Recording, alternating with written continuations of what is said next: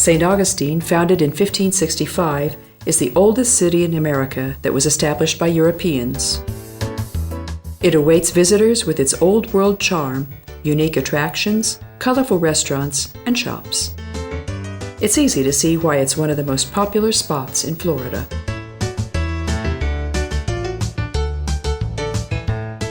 Walking in St. George Street, in the historically important district of St. Augustine, you feel as if you were going back in time. Over 35 antique shops and 20 art galleries are waiting to be explored. The statue of Juan Ponce de Leon stands in the Plaza de la Constitución. The Spanish conquistador was born a member of a noble family in 1460. He accompanied Columbus on his second voyage and later became the conqueror of Santo Domingo and the colonizer and governor of Puerto Rico.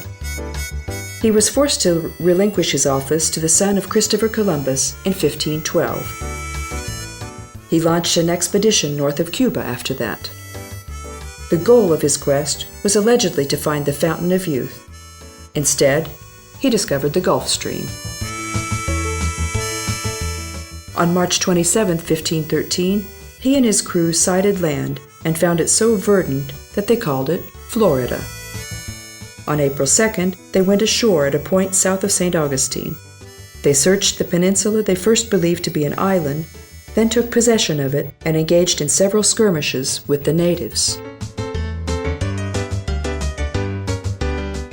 On his next voyage, Leon ended up on the west coast of Florida to establish a permanent Spanish settlement, but was killed by Indians.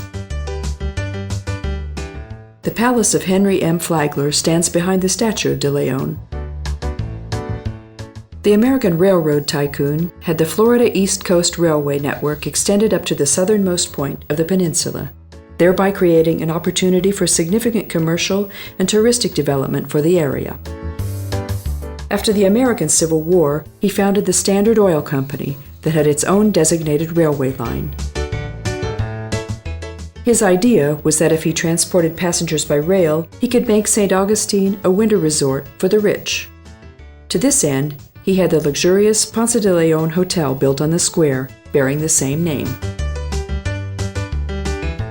His statue proudly looks at the Arabesque Hotel and at his equally lavish private residence on both sides of the main square.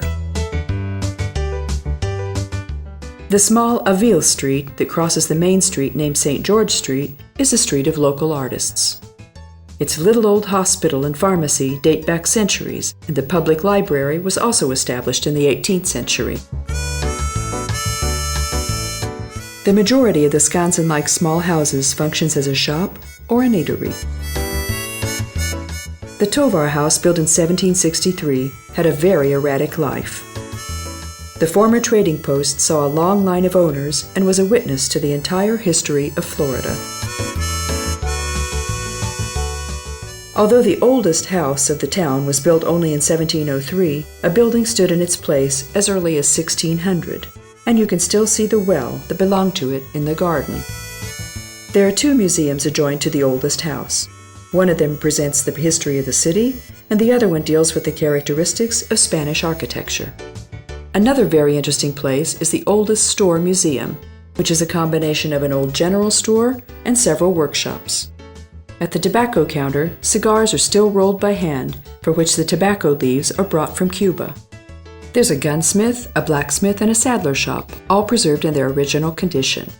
Across the street, a Franciscan monastery that was destroyed by the British stood for 2 centuries.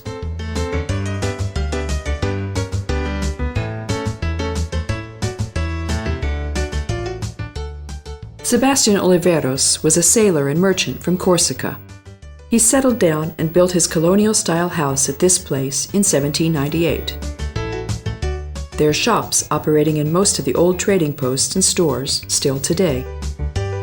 Between Avila Street and the fortress stands the Zero Milestone.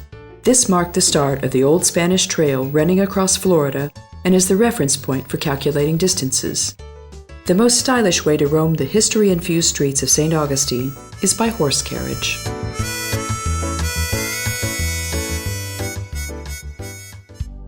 The Castillo De San Marcos is the oldest stone fortress in the USA. It was built between 1672 and 1756 as a defense against the British. Its layout is a perfect square with a bastion popping up at each corner. The width of its walls is 3 to 5 meters, with cannons staring out the loopholes. Once a moat and a drawbridge protected it.